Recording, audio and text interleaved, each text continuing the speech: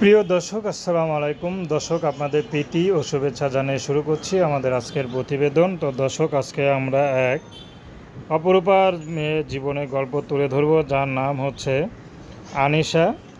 আনিশার বিয়ে শাদী হয়নি। আনিশা 5 পর্যন্ত পড়াশোনা করেছে, তারপর আর পড়াশোনা করতে পারেনি।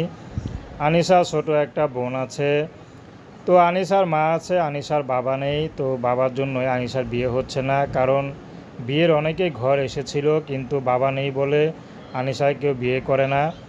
কারণ সব ছেলের গার্ডিয়ানে চায় যে শক্ত একজন পুরুষ, যেটা হচ্ছে বাবা। তো যার বাবা নাই তার তো মেয়েরা ভালো হয় না, এরকম ধারণা। তো আনিশার একটি কথা, বাবা না থাকলে কি হবে, আমার মা আমাকে যে শিক্ষা দিয়েছে সে শিক্ষা দিয়ে ইনশাল্লাহ যে ঘরেই যাই সেই ঘরকে মানিয়ে নিয়ে নিজের করে নিতে পারবো। তো সবাই ইনশাল্লাহ সবার মন জয় করে আমি চলতে পারবো। তো আনিশা কখনো প্রেম ভালোবাসা করেনি। অনেকে অফার এসেছিল, কারণ আনিশা দেখতে মাশাল্লাহ ভালোই, কিন্তু আনিশা কোনো ভালোবাসা অ্যাকসেপ্ট করেনি। কারণ আনিশা এমনি গরিবের ঘরের সন্তান। তার মধ্যে যদি প্রেম ভালোবাসা করে, যদি একটা কিছু হয়ে যায়, তাহলে হয়তো কলঙ্কের আর মুখ থাকবে না।